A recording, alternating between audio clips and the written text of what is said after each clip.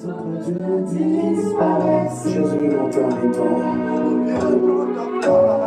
Seigneur, que ces instants ne soient que pour ta seule et unique gloire. Que dans nos cœurs, que toi seul sois reconnu pour ce Dieu qui règne dans nos vies. Seigneur, que ton trône s'établisse encore en ce lieu. Que toute situation soit soumise au devant de toi. Que rien ne résiste, comme nous venons de le confesser, que tous les autres dieux, que toutes les autres idoles puissent disparaître de ce lieu. Jésus soit le Seigneur de ce moment. Jésus soit le Seigneur de ce sanctuaire. Jésus soit le Seigneur de ce temple. Nous t'invitons, Seigneur, que la gloire ne revienne qu'à toi et à toi seul. C'est ainsi que nous t'avons prié, nous disons tous Amen. Est-ce qu'on peut applaudir le Seigneur?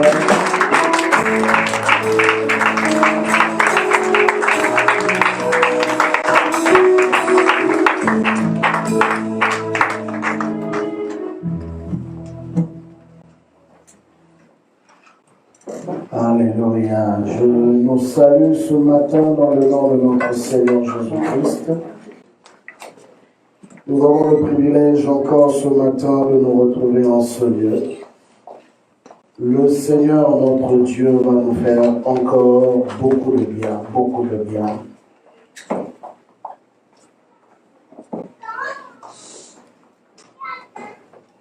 Alléluia. Alors nous allons prendre nos Bibles. Nous sommes dans le livre de 1 Roi. 1 Roi chapitre 17.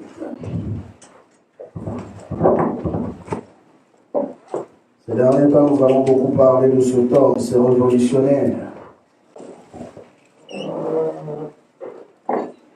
Cet homme qui, en son temps, a été capable de bouleverser les circonstances de la vie. Cet homme qui, en son temps, a été capable de bouger les lignes. Il a changé la façon dont les choses se faisaient parce qu'il avait compris un secret. Et c'est ça que nous allons partager ces derniers jours. Nous sommes dans 1 Roi chapitre 17. Nous lisons du 1er jusqu'au 7e verset. Nous sommes tous debout pour le respect de la parole. La Bible déclare ceci. Je lis dans le nom du Seigneur Jésus. Élie le Tishbite, l'un des habitants de Galaad, dit à Akab, l'Éternel est vivant, le Dieu d'Israël, dont je suis serviteur. Il n'y aura ces années-ci ni rosée, ni pluie, sinon à ma parole. Et la parole de l'Éternel fut adressée à Élie en ce mot. Pars d'ici, dirige-toi vers l'Orient et cache-toi. 3 choses. Pars d'ici, dirige-toi vers l'Orient et cache-toi. Dis à ton voisin ou à ta voisine, il ne faut pas qu'on te voie à tout moment. Non, dis-le à quelqu'un, regarde-le. Dis-le, il ne faut pas qu'on te voie à tout moment. Il y a des moments dans la vie où il faut disparaître. Pars d'ici, dirige-toi vers l'Orient et cache-toi près du torrent de Kérit, qui est en face du Jourdain. Tu boiras de l'eau du torrent, et j'ai ordonné aux corbeaux de te nourrir là, pas n'importe où. Et quand on dit cache-toi, on ne te dit pas fuis tes frères. Quand on dit cache-toi, ça veut dire que tu es dans des moments importants où tu travailles sur ton accouchement.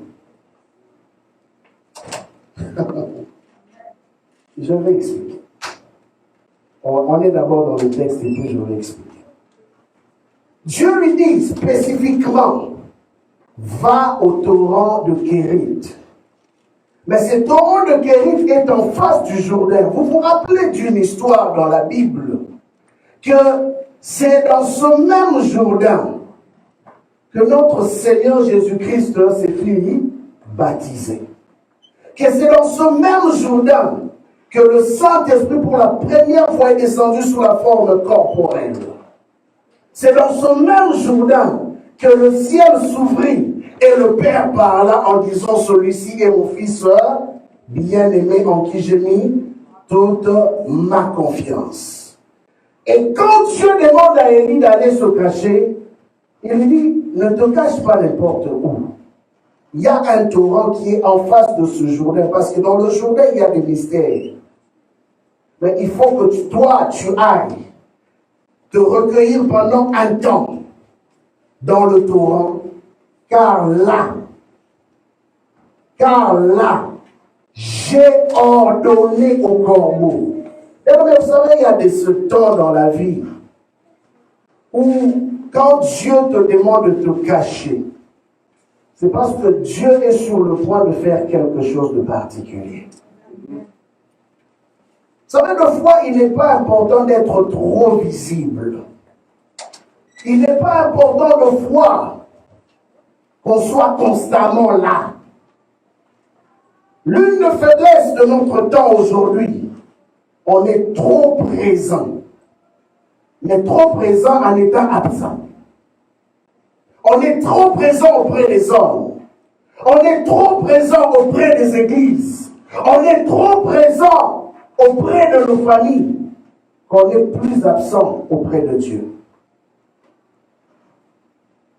Ces hommes, ou cet homme dont je parle en ce temps, c'était un homme qui savait faire la part des choses. Il y avait un temps où il était devant les hommes, mais il savait aussi que il y a un moment où il doit se retirer des hommes pour aller en face de Dieu. La Bible continue en disant ceci. Les corbeaux lui apportaient du pain et de la viande le matin et du pain et de la viande le soir. Ils étaient même chronométrés. Les corbeaux qui sont capables de nourrir un homme. Les corbeaux qui sont capables de venir le matin. Donc si Élie déjeunait à 6 heures, les corbeaux venaient à 6 heures. S'il devait souper à 6 heures aussi du soir, les corbeaux venaient aussi à 6 heures. Quel service! Et bizarrement, pendant tout ce temps, il lui apportait seulement du pain et de la viande. Pas n'importe quoi. Du pain et de la viande. Mais où est-ce qu'il trouvait ce pain et où est-ce qu'il trouvait cette viande? C'est ça la grande question. Mais la Bible dit que quand Dieu parle à Élie, Dieu lui dit que moi, Dieu, j'ai ordonné aux corbeaux de te nourrir. Donc les corbeaux ont des oreilles pour écouter leur Créateur et d'obéir à leur Créateur. Alors, bien aimé, si les corbeaux sont capables de nourrir un homme, qu'est-ce que Dieu t'a promis qu'il n'est pas capable de réaliser dans ta vie?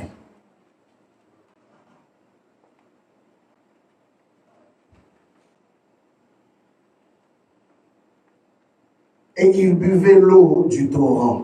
Mais au bout d'un certain temps, le torrent fut à sec, car il n'était point tombé de pluie dans le pays. Seigneur, je prie pour ta parole aujourd'hui. Ma prière, c'est que tu parles au cœur de ton Église et prépare ton Église à la prochaine étape. Je crois, Seigneur, que tu le fais maintenant. Au nom puissant de Jésus que nous t'avons ainsi béni, nous disons tous Amen. Gloire au Seigneur. Nous sommes en train de parler des douleurs de l'enfantement. La fois passée, nous avons vu ce même homme d'Élie qui, après avoir prophétisé 3 ans et demi après, il fallait que la pluie qu'il avait annoncée ou qu'il avait arrêtée puisse retomber à nouveau. Mais j'ai préféré retourner à la jeunesse de cette histoire. La jeunesse de cette histoire nous explique que, à un moment donné, quand nous lisons dans le livre de 1 roi 16, le roi qui dirigeait la nation d'Israël avait décidé de se marier à une femme que nous connaissons l'histoire, Jézabel. Et cette femme a introduit beaucoup d'abominations par le laisser-faire de son mari, parce qu'il n'avait aucun pouvoir devant sa femme. Il voulait tellement satisfaire sa femme que tout ce que sa femme lui demandait de faire, il était prêt à le faire. Donc, en d'autres termes, c'est lui qui avait décidé de commencer à porter la jupe et la femme avait commencé à porter le pantalon. Et quand Dieu a vu ce bouleversement de choses et l'abomination qui était en train dans la nation, le cœur de l'Éternel s'est irrité contre ce roi et son peuple. Parce que le roi est la représentation, comme nous l'avons vu la fois dernière, est la représentation même du système. À lui seul, c'est tout un système. Le roi peut imposer un rythme, une façon de faire, une façon de fonctionner dans une nation. Et de la même manière, si on a un mauvais roi, ça veut dire que le système de la nation aussi sera mauvais, qu'on le veuille ou pas.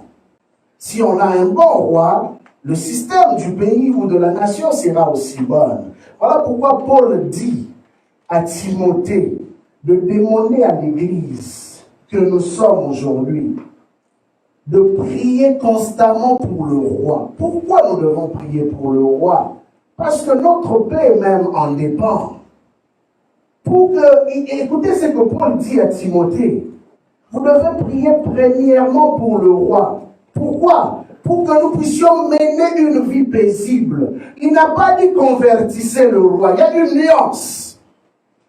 Parce que ce n'est pas tous les rois qui vont peut-être se convertir ou qui vont confesser la foi chrétienne. Mais une chose est sûre, si la main de Dieu est sur la nation, il fera en sorte que même les décisions que le roi prendra seront des bonnes décisions pour l'évolution de la nation. Et il a dit prier pour le roi pour que nous puissions mener une vie paisible. Et ici, le roi était tellement corrompu que toute la nation était plongée dans le ténèbre. La main de l'Éternel s'était retirée contre Israël. Et en ce temps-là, comme Dieu c'est un Dieu d'alliance, Dieu a suscité Élie. Cet homme dont on ne connaît ni son père, ni sa mère. Il est apparu comme ça dans les Écritures. La seule chose qu'on connaît de lui, c'est que c'était un ressortissant d'une ville qu'on appelait Tishbite. C'est tout ce qu'on connaît de lui dans la Bible. À part ça, on ne connaît rien d'autre. Les gens ont cherché à comprendre d'où venait cet homme. Jusqu'à présent, les grands théologiens, les grands archéologues, on n'a jamais su d'où venait Élie. Qui étaient ses pères, ses parents. Personne ne connaît son avenir. Et bien aimé, en lisant cette histoire, je comprends que en un moment aussi sombre qu'une famille, une société, un pays peut traverser, le Seigneur se décide toujours de lever des hommes dont on ne connaît même pas l'histoire clairement, mais qui ont en eux une destinée qui est tellement grande selon la vision de Dieu. Et des hommes qui sont prêts à faire n'importe quoi pour le Seigneur. Et Élie était cette catégorie d'hommes qui n'avaient pas peur d'affronter la réalité. Regardez, la Bible dit que l'esprit que nous avons reçu, ce n'est pas un esprit de peur ou encore de timidité. L'esprit que nous avons reçu, c'est un esprit de force, c'est un esprit de courage, c'est un esprit de puissance. Et ce qui fait que Tous ceux que Dieu utilise en des saisons sombres sont des personnes qui sont prêtes à mourir aussi pour cette cause. Élie savait que la position qu'il prenait n'était pas une position facile. Bien aimé, vous vous imaginez que tu vis dans une nation où tout le monde parle un même langage, où tout le monde fait la même chose, où tout le monde pense que cette direction c'est la bonne. Et toi tu viens et tu dis à tout le monde que vous êtes dans le faux. Ça veut dire que tu es prêt à mourir. Dernièrement, on est tombé dans un film. Bon, j'ai jamais regardé ça, mais c'était la première fois que je voyais la version du film de Jésus selon l'apôtre Jean. L'évangile selon Jean. Mais quand j'ai réécouté encore les propos du Seigneur Jésus-Christ, c'était impressionnant. C'était comme si c'était la première fois que j'écoutais ces propos. Et je me suis rendu compte que Jésus, c'était un vrai révolutionnaire. Jésus n'a pas vécu comme tout le monde a eu à vivre. Jésus n'a pas eu à faire les choses de la même manière que tout le monde. Jésus n'a pas eu à dire les choses de la manière dont les pharisiens le disaient. L'une des raisons pourquoi il a été l'objet de la jalousie. L'une des raisons pourquoi on a même tout fait pour pouvoir le tuer. Élie se lève dans un temps obscur. Bien, mais nous parlons des douleurs de l'enfantement. Et nous savons une chose, qu'il est difficile ou même voire impossible qu'une personne puisse accoucher sans passer par les douleurs. C'est impossible. Même aujourd'hui, quand nous parlons de la césarienne est très douloureuse aussi. Parce qu'après, quand l'anesthésie finit, toutes les douleurs de la plaie là qu'on a ouverte commencent à se faire sentir. Je voudrais te dire une chose aujourd'hui. S'il y a quelque chose que l'ennemi combat énormément, c'est la vie. Or, nous savons que quelqu'un qui tombe enceinte porte dans son ventre une nouvelle vie, porte dans son ventre une destinée, porte dans son ventre un avenir. Mais j'aimerais insister en disant ceci. L'esprit de l'avortement visite souvent les femmes quand elles tombent enceintes. Souvent la mort n'est pas loin de la vie, comme nous l'avons expliqué l'autre fois. Regardez par exemple aujourd'hui dans le monde, statistiquement, si nous devons parler juste de notre pays ici, le Canada, vous vous imaginez que par an, il y a près de 100 000 avortements pour tout le Canada. Par an. Et ces statistiques que je donne, ça remonte à quelques années. Donc, s'il faut aller jusqu'à présent, possiblement, on a plus que ça. Et les deux provinces où il y a plus d'avortements, je dirais aussi en même temps que ce sont les provinces les plus peuplées. C'est l'Ontario numéro 1, la province la plus riche. Et de 2, c'est le Québec. Ontario, par an, on a au moins plus de 28 000 avortements. Et le Québec, on a autour de 27 000. On n'est pas trop loin de l'Ontario. Par an. Bien sûr, dans cette catégorie, il y a des avortements qui sont faits simplement parce que on sentait un danger, comme on appelle les grossesses à risque. On avait comme pas le choix, il fallait arrêter la grossesse. Il y en a aussi qui sont comptés dans cette catégorie. Mais par contre, la plupart, c'est des grossesses où les hommes consentants décident simplement que je ne suis pas prêt d'avoir cet enfant et j'arrête la grossesse.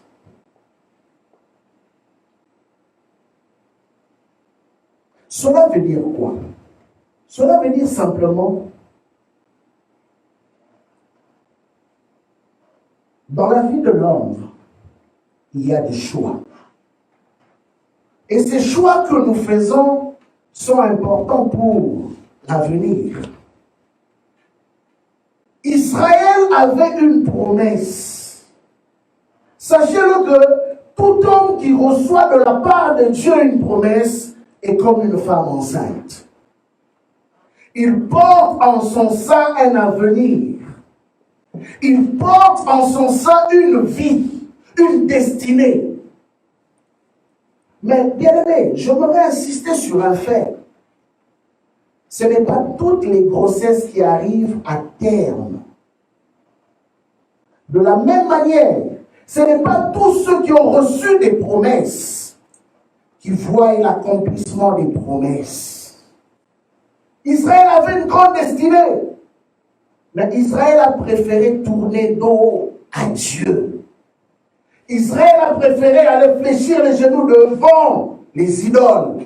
Parce que dans sa tête, il se disait que c'est plus facile de fléchir les genoux devant les idoles que de suivre les principes de Dieu. Je vous ai expliqué la fois passée pour dire que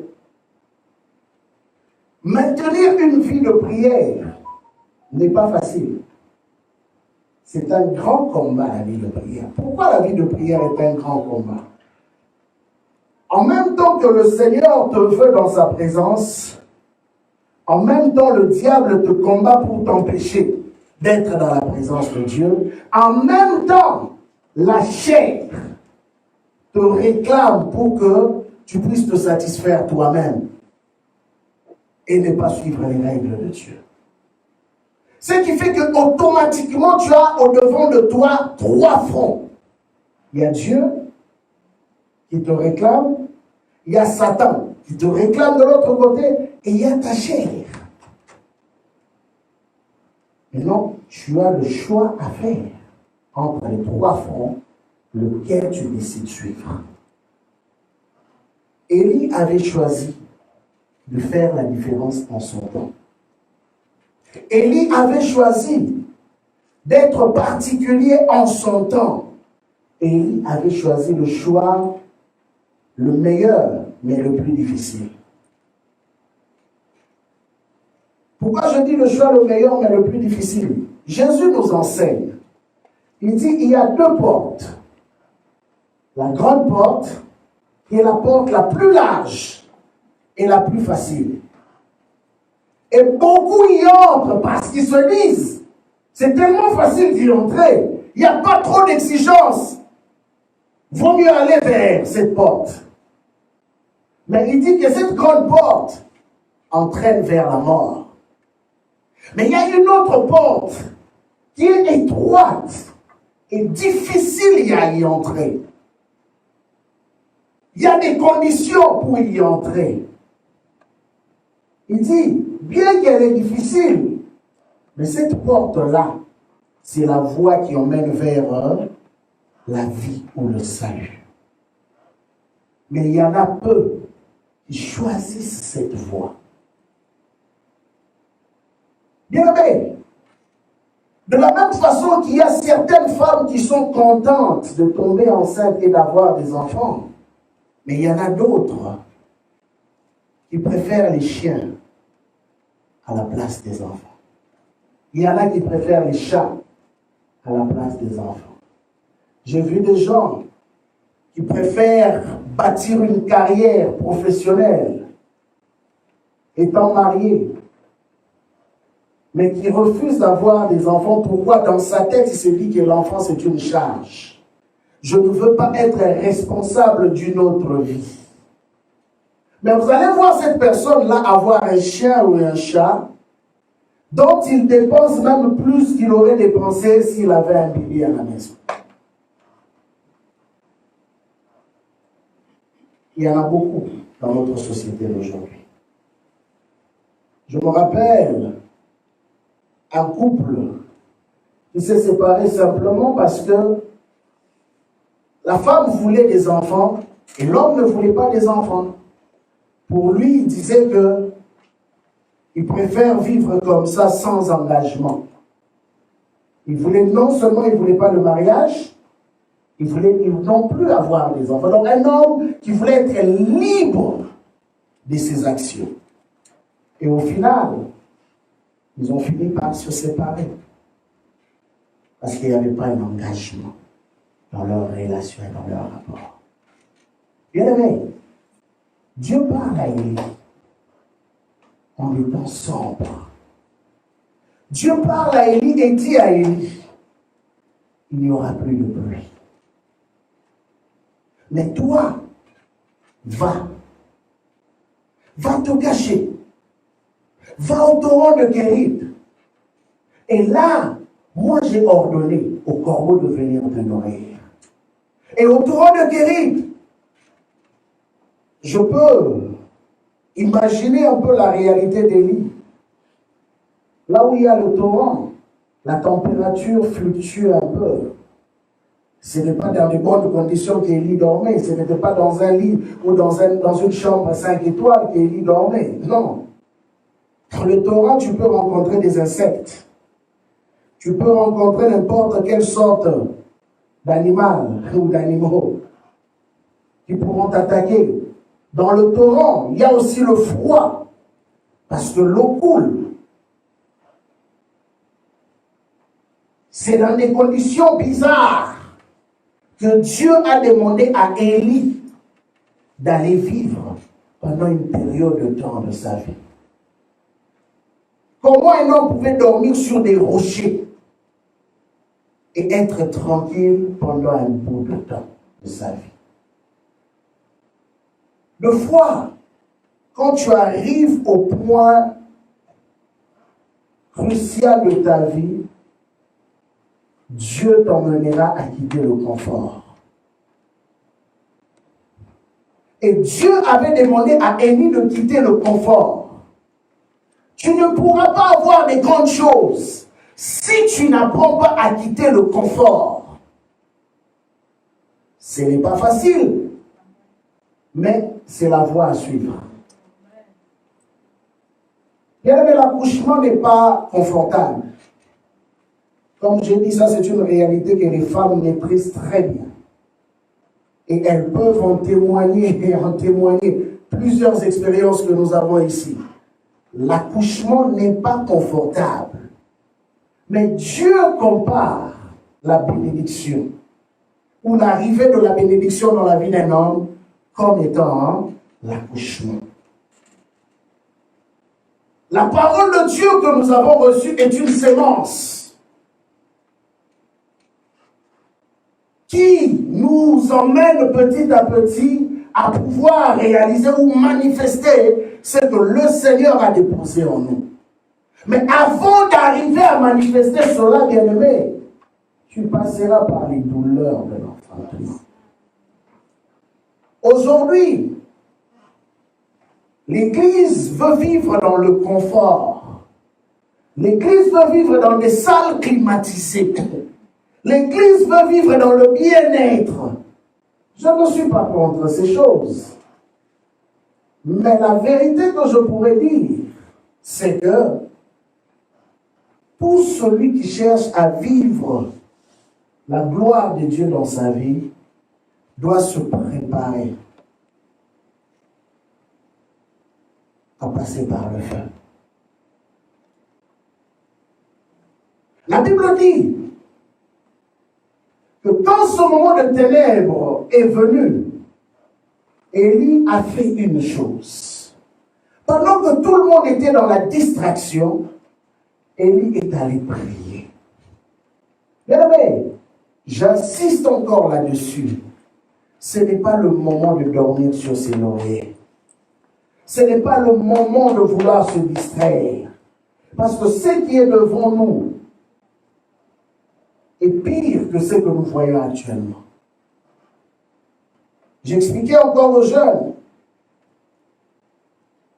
Avant, quand on parlait aux gens de la venue de la marque 666, quand on parlait aux jeunes du gouvernement mondial, quand on parlait aux gens du gouvernement mondial, les gens pensaient toujours que c'était de l'utopie, Une histoire fabriquée. Il y en a même qui jusqu'à présent doutent encore de ça. Mais depuis que le monde est monde, c'est pour la première fois, je dis la première fois, qu'une pandémie ne touche pas une partie de la terre, mais qu'une pandémie touche toute la terre. Au point que tous les gouvernements mondiaux parlent aujourd'hui un même langage. Vous savez, il y a eu 2 présidents, tout récemment. Il y a un qu'on vient d'enterrer, Magafou, quelque chose comme ça, qu'on vient d'enterrer tout récemment. Il y a un autre président aussi qui est mort avant lui. Vous savez pourquoi ils sont morts? Parce qu'ils ont voulu prouver à l'OMS que votre formule que vous proposez aux gens pour guérir les gens de la Covid n'est pas vraie. Parce qu'en réalité, les médecins ne traitent pas. Eux, ils ont trouvé des formules artisanales, traditionnelles, qui ont guéri, et les preuves sont là. Et vous savez quoi? On apprend par des services. On nous a dit qu'ils sont morts de la Covid, ou du Covid. Comme je dis, c'est une maladie qui a 2 positions, en féminin et en masculin. On nous a dit qu'ils sont morts du Covid. Mais il y a des services qui nous apprennent que, en réalité, ces gens-là ne sont pas morts de cette maladie.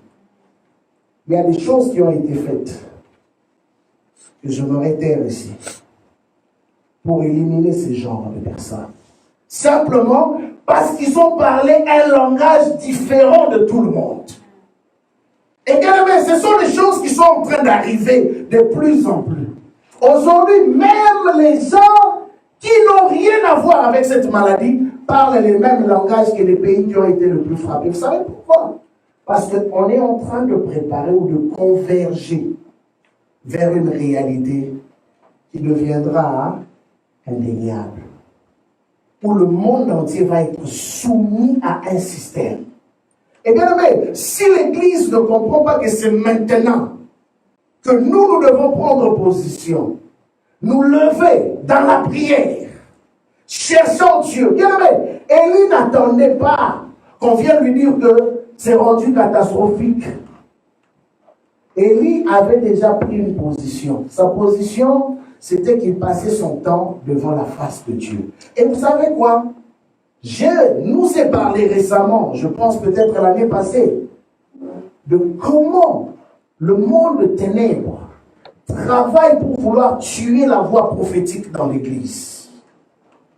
Le monde de ténèbres met toute la machine en marche pour tuer la voix prophétique, au point que le peuple de Dieu devient difficile à écouter la voix de Dieu. Ils écoutent la voix de la science. Ils écoutent la voix de la sagesse de ce monde. Ils écoutent la voix des politiques. Mais il devient difficile de retrouver un peuple qui est constamment à l'écoute de la voix de Dieu. Qu'est-ce que Dieu dit en cette saison particulière? Qu'est-ce que Dieu est en train d'enseigner à son Église? Et même la plupart des messages que nous suivons se caractérisent sur le fait de nous pousser vers le bien-être seulement. Vous savez, il y a des messages qui disaient souvent aux gens, tu obtiendras ton visa, tu voyageras. Bon, maintenant tu vas voyager. Tu es au Canada. Après, maintenant, la suite, c'est quoi? Tu auras une maison. Tu as maintenant une maison. Après, c'est quoi? Tu vas te marier. Tu te maries. Après, c'est quoi? Nous devons comprendre que l'évangile n'est pas du marchandage. L'évangile, c'est d'abord le message centré sur la personne de Christ. L'évangile, ce n'est pas un produit que nous vendons dans un marché pour exciter le monde. La preuve, c'est que ceux qui disent aux gens aujourd'hui que Jésus-Christ revient sont les pasteurs le moins populaires. Constatez. Mais ceux qui prêchent en disant aux gens, tu seras béni, tu vas te marier cette année. Je me rappelle encore quelqu'un qui on avait dit, cette année tu vas te marier. Jusqu'à présent, la personne est toujours célibataire. Jusqu'à présent. Donc dites-moi une telle personne, si elle abandonne l'église, la faute est à qui? Moi je dirais que la faute était aux deux. Et partagée. Parce que la motivation qui te pousse à venir à l'église d'abord, c'est quoi? Est-ce que c'est le mariage? La motivation qui te pousse à servir Dieu, est-ce que c'est le bien-être? Oui, bien aimé. Je suis d'accord, Dieu bénit, je le dis aussi, je le crois et je le sais. Il le fait, c'est une vérité. Mais l'objectif principal pour lequel nous venons à l'église, ce ne sont pas ces choses. Parce que ces choses sont passagères. Mais une chose qui ne sera jamais ravie, comme Jésus dit à Marthe, il dit, Marie a choisi la bonne part. Quand nous venons à l'église, est-ce que nous faisons le choix de la bonne part? Amen. Marie a choisi la bonne part. C'est d'écouter la voix du Maître. Est-ce que l'église d'aujourd'hui a encore ce souci de s'asseoir au pied du Maître pour écouter sa voix? Oui, on dit à Élie, va au torrent de Kérit, cache-toi, c'est-à-dire sépare-toi du monde pour aller écouter simplement la voix de Dieu pour la prochaine étape. Amen. Toi, tu veux tellement écouter le monde. Tu veux tellement écouter les voisins. Tu veux tellement écouter la voisine. Vous savez, il y a une chose que j'aime dans les Écritures. C'est Salomon qui le dit. Il dit, à force de vouloir écouter, tu écouteras même ton propre serviteur à la maison en train de parler en main de toi. À force de vouloir écouter, on est tellement ancré dans qu'est-ce qui a été dit ou qu'est-ce qui se dit. Bien aimé, il y a une chose, sincèrement, je dis la vérité, que j'ai enterrée dans ma vie. Qu'est-ce que les gens pensent de moi? Que tu dises du bien, que tu dises du mal, je continue ma marche. Parce qu'en réalité, ma vie n'est pas déterminée par ce que toi tu dis de moi. Ma vie est déterminée par ce que Dieu dit de moi. Amen. Donc comprenez que bien aimé, quand nous venons à l'église, nous venons pour écouter d'abord la voix qui sort du torrent. Qu'est-ce que Dieu nous dit? L'église est comme ce torrent dans lequel le Seigneur envoie les corbeaux pour te nourrir. Oh bien-aimé, tu ne sais pas par qui Dieu passera pour te bénir. Élie ne connaissait pas les noms des corbeaux. Élie ne connaissait pas la provenance de ces corbeaux. Mais une chose que Élie savait, le matin les corbeaux allaient venir, le soir les corbeaux allaient venir. Mais oui, c'est quoi ton nom? Je m'en fous. Amen. Yes. Si tu commences à travailler avec Dieu, dans la dimension de t'attendre seulement à Dieu, bien-aimé, tu verras comment Dieu changera ta vie. Amen. Mais quand tu auras gardé ton regard sur les humains, pensant que c'est peut-être lui, c'est peut-être elle, ah, je t'assure que ce jour-là, tu seras tellement déçu. Déçu parce qu'il y a des gens sur qui tu comptais. Mais le jour où ils vont décider de te tourner le dos, ils ne te tourneront pas le dos à peu près. Vous savez, il y a des gens qui te tournent le dos au point que tu deviens comme les petits frères de Satan. Ils ne veulent même plus entendre parler de toi. Donc même quand tu essaies de faire des efforts, la personne dit, niet, je ne veux plus rien savoir de toi. Et là, toi, tu deviens blessé parce que dans ton cœur, tu te disais, non, c'était vraiment mon meilleur ami. Mon meilleur ami, c'est Jésus. Amen. Mon meilleur ami, c'est Jésus, bien-aimé. On a vu des hommes trahir leurs femmes, on a vu des femmes trahir leurs maris, on a vu des enfants même abandonner leurs parents. On a vu des églises se déchirer. Que Qu'est-ce qu'on n'a pas vu? Qu'est-ce qu'on n'a pas vu? Simplement pour te dire que les humains resteront les humains. Jésus dit, maudit soit celui qui se confie en l'homme. Au fait, c'est la Bible. Maudit soit celui qui se confie en l'homme. Élie avait appris à dépendre de Dieu. C'est ça qui a fait sa force. Bien aimé, nous sommes dans une saison où l'Église doit apprendre à dépendre de Dieu. N'attendons pas après le gouvernement. Pensez-vous que le gouvernement, qu'est-ce qu'ils ont? Ils ont assuré de nous. Qu'est-ce qu'ils ont assuré de nous? Ils peuvent nous écraser comme ils veulent. Aujourd'hui, quand ils ont décidé ce qu'ils ont décidé, est-ce qu'ils vous ont posé, ils vous ont consulté? Non. Non. Et demain, ils peuvent décider encore autre chose. Et que dira l'Église? Regardez aujourd'hui, tout le monde tremble. Tout le monde tremble. Où sont les courageux? Où sont les courageuses? Où sont ces hommes qui peuvent dire pour le Seigneur, moi je veux payer le prix. Seigneur, si je peux être seulement un Élie de ce temps-ci, c'est à toi de moi. L'Église ne peut pas être dans une position de passivité en voyant les événements qui se déroulent devant nous et rester tranquille, se contenter à venir dimanche après dimanche. Savez-vous, je parlais avec un homme de Dieu qui m'a dit quelque chose de très important. J'ouvre juste cette parenthèse pour nous montrer l'attitude de l'Église. Il m'a dit ceci. Pasteur, ce que je trouve malheureux, c'est que nos fidèles qui viennent à l'Église participent à la vie de l'Église selon leur présence. Comprenez-vous ça? Quand ils sont présents, là ils vont participer, ils se soucient de l'Église. Qu'est-ce qui manque? Quel est le besoin?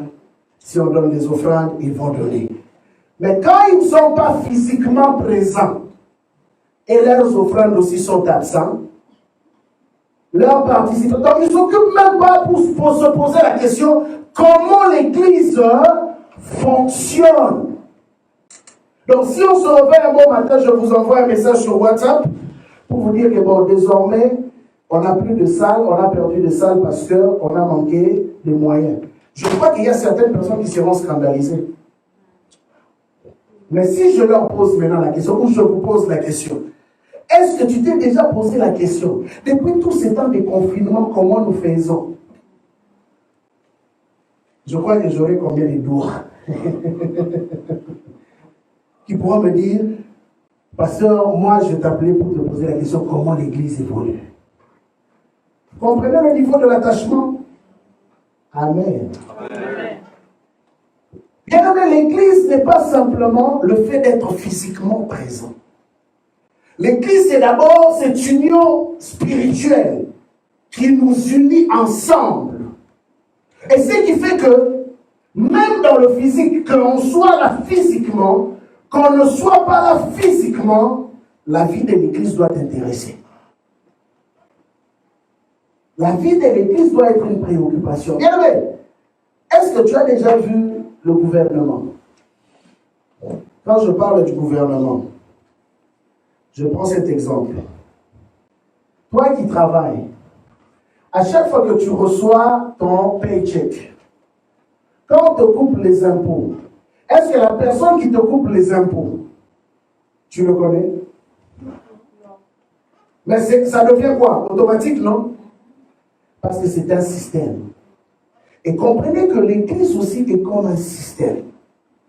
Quand on y entre, nous n'entrons pas à peu près. Nous entrons totalement dans la vie de l'Église. Pas à 99%, mais à 100%. Bien aimé, vous savez, il y a de ces gens qui ont tellement à cœur l'Église. Même quand on a confiné, ces gens passent du temps chez eux à la maison à prier et à prier pour l'Église. Là, je n'ai donné qu'un seul aspect.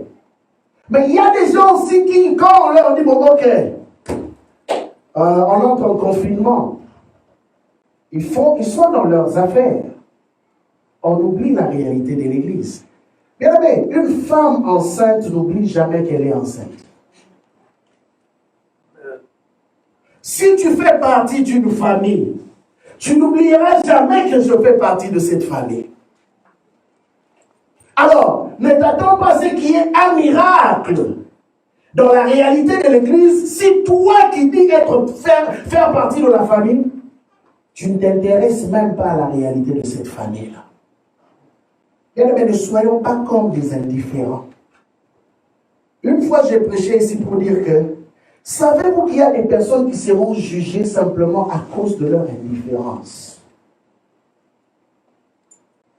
qui ne se soucient même pas de leurs frères, qui ne se posent même pas la question de comment vivent leurs frères. Qu'est-ce qu'on peut faire pour nos frères et sœurs, ou qu'est-ce qu'on peut faire pour l'œuvre de Dieu? Je bénis le Seigneur, je voudrais quand même le mentionner. Ce groupe d'évangélisation que nous avons à l'église, malgré le confinement et la maladie qui traînent partout. Mais hier, malgré tout ce qui se dit, ils se sont regroupés ici. Ils sont sortis pour aller faire le travail de Dieu dans ces conditions. Et vous savez, la bonne, c'est quoi? Il y a une âme qui a donné sa vie. Est-ce qu'on va acclamer pour eux?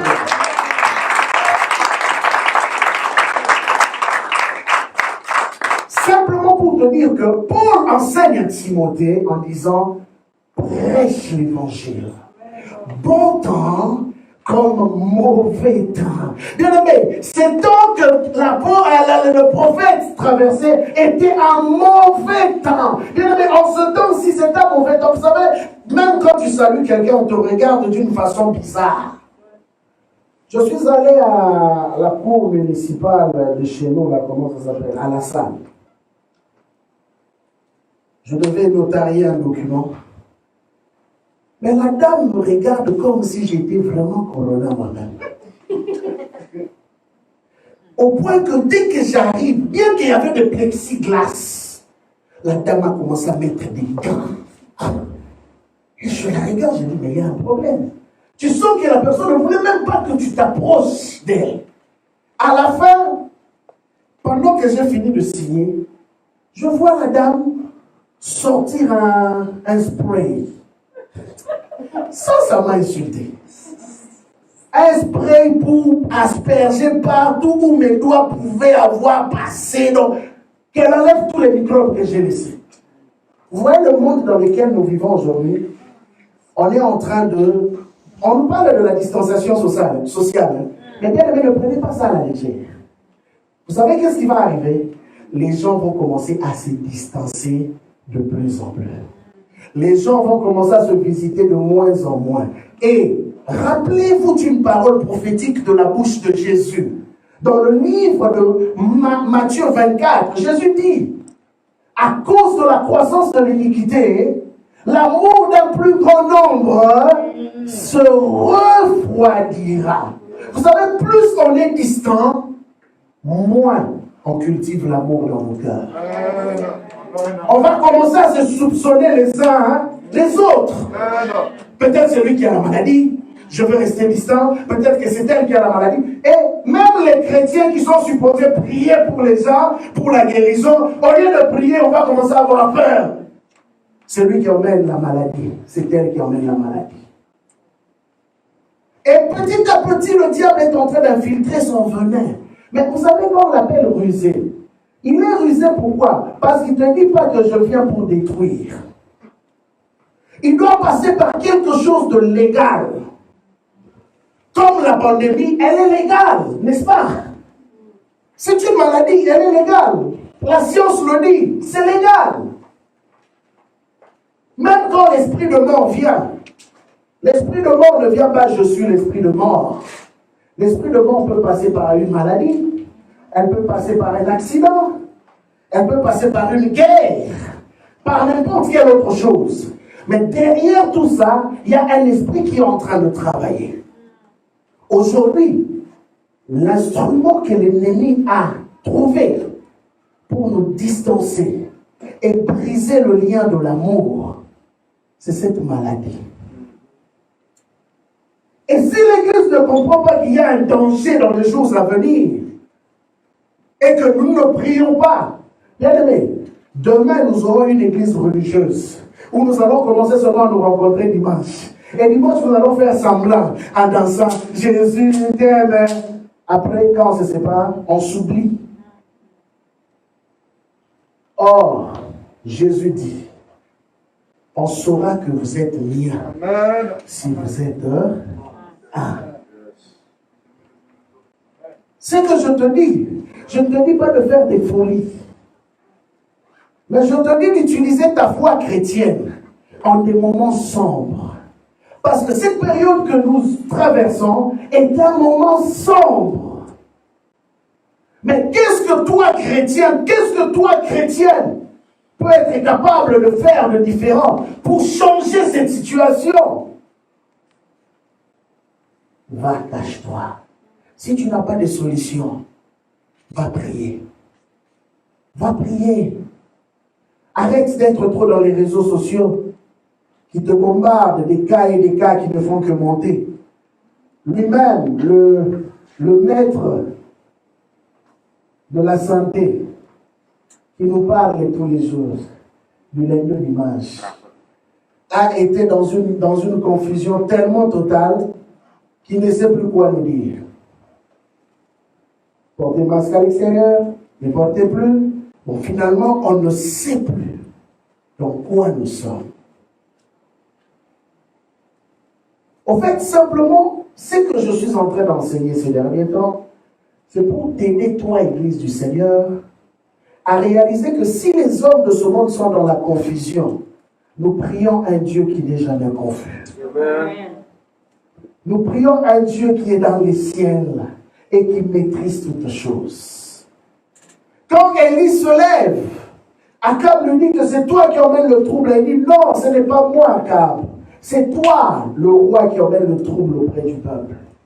Maintenant, je veux régler les choses. Est-ce qu'il y a une église prête à régler les choses? Est-ce qu'il y a une église qui est prête à dire, Seigneur, c'est assez. Il faut que les choses changent. Seigneur, c'est assez. On ne peut plus continuer à vivre comme ça. On ne sait plus manger ensemble. Or, la Bible nous dit qu'il y a 4 choses qui faisaient la force de l'église primitive. La prière, les enseignements, l'enseignement, la communion fraternelle et la fraction du pain. On nous interdit même d'avoir la communion fraternelle. On nous interdit même d'avoir la fraction du pain. Parce qu'on a peur que Corona circule. Bien aimé, c'est le temps pour toi et moi de prendre position pour le Seigneur. C'est le temps pour toi et moi de dire à Dieu, ça ne peut plus continuer comme ça.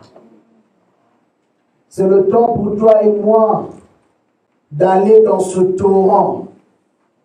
Je dis, et j'insisterai là-dessus, les grandes choses s'engendrent dans la prière. Les gens qui ont changé le temps, les gens qui ont changé les circonstances, c'était des hommes de prière. Ce n'est pas le temps de beaucoup parler. Ce n'est pas le temps de beaucoup débattre, parce qu'écoute, même les scientifiques eux-mêmes sont perdus. Même les scientifiques eux-mêmes ne savent plus quoi faire. Il y en a qui disent vaccin ceci, prenez-le. Il y en a d'autres qui vous disent vaccin ceci, ne le prenez pas. Au point que même l'une des directrices de grande pharmaceutique hier est tombée en pleine conférence de presse. Pour vous dire combien même le monde n'arrive pas à maîtriser ce qui est en train de se passer.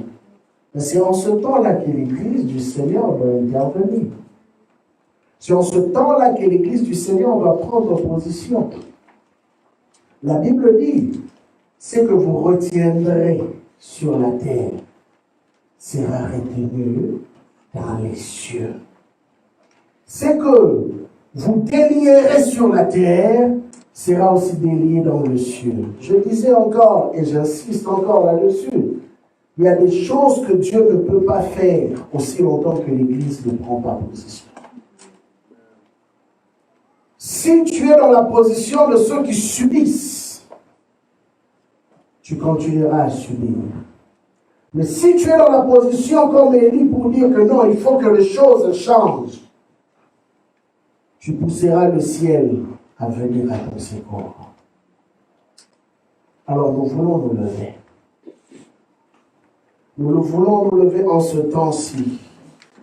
Nous voulons prendre position en ce temps-ci. Tu vas prier comme Élie a prié. La Bible dit qu'il est allé dans le torrent pour aller écouter plus clairement la voix de Dieu. Et quand il est sorti parce que Dieu lui a dit de sortir. Ne sors pas avant que Dieu t'ait parlé. Ne fais pas les choses sans avoir écouté la voix de Dieu. Ne pose pas des actions sans avoir reçu une instruction particulière. C'est le temps de prendre position pour le Seigneur. Bien-aimé, tu vas faire cette prière, tu vas dire à Dieu, Seigneur, me voici devant toi.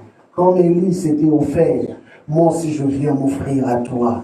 J'aimerais que tu m'utilises en ce temps-ci. Seigneur, j'aimerais être cet instrument que tu t'es choisi pour changer les choses. J'aimerais être cet homme, j'aimerais être cette femme, Seigneur, que tu t'es choisi pour bouleverser ma réalité. Oh, où sont les Daniel de ce temps? Où sont les 3 amis de Daniel de ce temps? Bien-aimé, cette parole est pour toi. Ne continue pas à dormir pensant que oui, les choses vont passer. L'année passée, on avait pensé que ça allait passer. Bien-aimé, aujourd'hui nous sommes au mois d'avril, mi-avril, ça continue. Ça veut dire que si l'église ne se lève pas, ça va encore continuer. Oui, bien-aimé, c'est le temps de prendre position et de dire assez, c'est assez. Élève ta voix, commence à prier le Seigneur. Élève ta voix, commence à prendre position.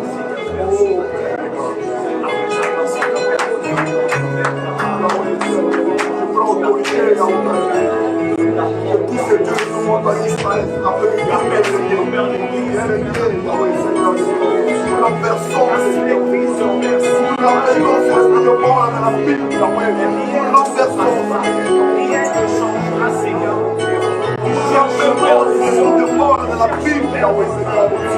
Que le ciel s'ouvre dans sa force, que le ciel s'ouvre dans sa puissance.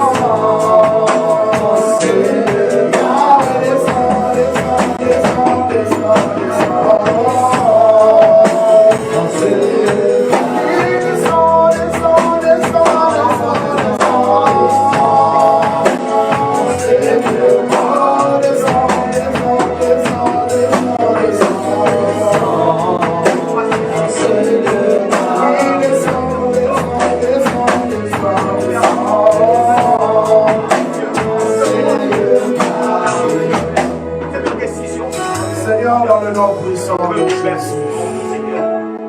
Ton Église est là devant toi aujourd'hui. Père, nous croyons que tu nous as choisis pour des moments comme celui-ci.